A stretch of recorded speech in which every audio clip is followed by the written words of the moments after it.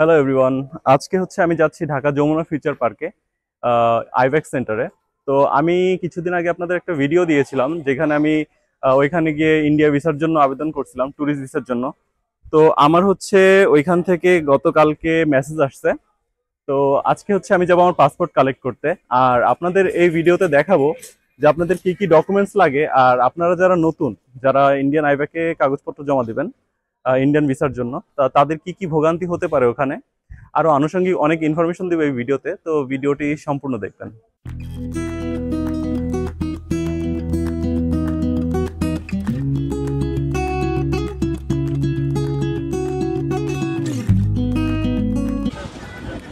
তো আবারও চলে আসলাম যমুনা ফিউচার পার্কে। তো গতবার যখন আসছিলাম তখন হচ্ছে ইন্ডিয়ান ভিসা ফাইল জমা দেওয়ার জন্য আসছিলাম, আর এইবার হচ্ছে ভিসা নেওয়ার জন্য আসছি। আলহামদুলিল্লাহ ভিসা হয়ে গেছে। তো এইখানের ব্যাপারটা হচ্ছে যে আমি জমা করেছিলাম 9 মে, আর আমার হচ্ছে এস্টিমেট ডেট ছিল 6 জুন, আর আমার 6 জুনেই মেসেজ চলে আসছিল। আর আজকে হচ্ছে আমি রিসিভ করতে আসছি। তো আমি হচ্ছে এখন চলে যাব আবার দোতলায়। আমার যে ডেলিভারি স্লিপটা ছিল ওইটা হচ্ছে আমার এক বড় ভাইয়ের অফিসে রাখা আছে। তো তার কাছ থেকে ডেলিভারি স্লিপটা নিব, ওটা নিয়ে যাব হচ্ছে যমুনার আন্ডারগ্রাউন্ডে। যমুনার আন্ডারগ্রাউন্ডে যাওয়ার পরে হচ্ছে আপনার ওইখান থেকে আমার পাসপোর্টটা ওইখান থেকে নিব। এই হচ্ছে আপনার এটা ইন্ডিয়ান ভিসা অ্যাপ্লিকেশন সেন্টার। তো এইখান দিয়ে আপনার আন্ডারগ্রাউন্ডে হচ্ছে ভিসা কালেক্ট করে এবং জমা দেয়। আর আমি যাব হচ্ছে এটার দোতলায়, মানে যমুনা ফিউচারের দোতলায়। তো এখান থেকে স্লিপ কালেক্ট করব, তারপরে যাব আন্ডারগ্রাউন্ডে পাসপোর্ট কালেক্ট করার জন্য। তো এখান থেকে হচ্ছে টোকেনটা কালেক্ট করলাম, এখন যাব হচ্ছে আপনার আন্ডারগ্রাউন্ডে পাসপোর্টটা নিতে। তো পাসপোর্ট নিতে বেশি সময় লাগে না, আপনার হচ্ছে স্বাভাবিক তো 10-15 মিনিটের মধ্যে আপনার পাসপোর্ট কালেক্ট করতে পারবেন। আপনারা হচ্ছে যমুনার এই যে এখান থেকে নিচে নামে একদম আন্ডারগ্রাউন্ডে নিচে চলে যাবেন। নিচে যাওয়ার পরে এখানে নিচেই হচ্ছে আপনার ইন্ডিয়ান আইব্যাকস সেন্টারটা। তো এখানে গিয়ে আপনার পাসপোর্টটা নিতে পারবেন।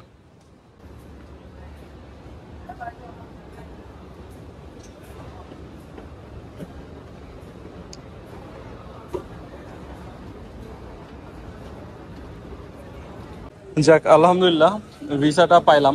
6 মাসের হচ্ছে মাল্টিপল ভিসা দিছে। তো আপনারা হচ্ছে যারা করবেন, এই আপনারা জমা করবেন, ঠিক আছে? তো তারা হচ্ছে আপনারা ওই যে যে লাইনটা আমি দেখাচ্ছি ওইখানে যাবেন, ওইখানে গিয়ে আপনাদের স্লিপটা দিবেন। স্লিপটা দেওয়ার পর আপনারা জমা করতে পারবেন। আইবেক থেকে পাসপোর্টটা নিলাম। এখন হচ্ছে আপনাদের যেটা বলি যে যারা নতুন আপনারা আবেদন করবেন তাদের জন্য যে আপনারা কি করলে ভিসাটা পাওয়ার সম্ভাবনা আপনার সবচেয়ে বেশি থাকবে। আপনারা হচ্ছে ব্যাংক স্টেটমেন্ট যেটা দিবেন সেটা আপনাদের নিজেদের আর অরিজিনাল দিবেন। আর কাগজপত্র যতটা পারেন অরিজিনাল দেওয়ারই চেষ্টা করবেন, তাহলে আপনার ভিসা আশা করি মিস হবে না। আর যে ভোগান্তিগুলো হয় এখানে, যেগুলো আমি দেখছি, আমার এখানে অনেকবার আসা হয়েছে ভিসা করানোর চক্করে। তো আপনারা যদি আপনাদের পুরান পাসপোর্ট থাকে, যে কয়টা থাকবে সবগুলো সাথে করে নিয়ে আসবেন। তো এই ছিল ভিডিওতে। তো ইন্ডিয়ান ভিসার ক্ষেত্রে যারা নতুন আপনারা আবেদন করবেন, অনেকগুলো বিষয় খেয়াল রাখতে হবে। আপনার ডকুমেন্টসগুলো অরিজিনাল দিবেন, ব্যাংক স্টেটমেন্টটা স্পেশালি।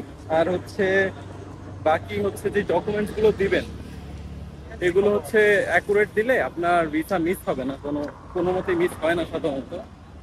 আর হচ্ছে আপনারা আরেকটা জিনিস খেয়াল রাখবেন যে যাদের একাধিক পাসপোর্ট আছে তারা সবগুলো পাসপোর্ট নিয়ে আসবেন, না হলে আপনার আবেদনটি এরা জমা নেবে না। আর হচ্ছে আরো একাধিক কারণগুলো আছে। আর যে ভোগান্তির শিকার হইতে হয় সেগুলো হচ্ছে অনেক কারণে। এরা হচ্ছে সামান্য সামান্য বিষয়ের কারণে হচ্ছে আপনাদের আবেদনটি জমা নেয় না। তো আপনারা সতর্ক থাকবেন যেন আপনাদের কোনো কাগজ মিস না হয়ে যায়। আপনারা দরকার ডাবল চেক করে এখানে আসতে পারেন। ইন্ডিয়ার ভিসার জন্য যেই যেই কাগজপত্র লাগবে সেই কাগজপত্রের ভিডিও আমি কিছুদিন আগে আপলোড দিয়েছি, আপনারা চাইলে ওটা গিয়ে দেখতে পারেন যে কি কি ডকুমেন্টস লাগে। ট্যুরিস্ট ভিসা হোক, মেডিকেল ভিসা হোক, আর ডাবল এন্ট্রি ভিসা হোক। তো এখানে আমি ডিটেলসে ওই ভিডিওতে আপনাদের বলে দিয়েছি যে কি কি ডকুমেন্টস লাগবে আর কিভাবে আপনারা খুব সহজেই হচ্ছে ইন্ডিয়ান ভিসার আইব্যাক সেন্টারে জমা করাইতে পারবেন। তো আমার পাসপোর্ট কালেকশন করা শেষ, এখন হচ্ছে আমি বাসায় চলে যাব। তো সবাই ভালো থাকবেন, আল্লাহ হাফেজ।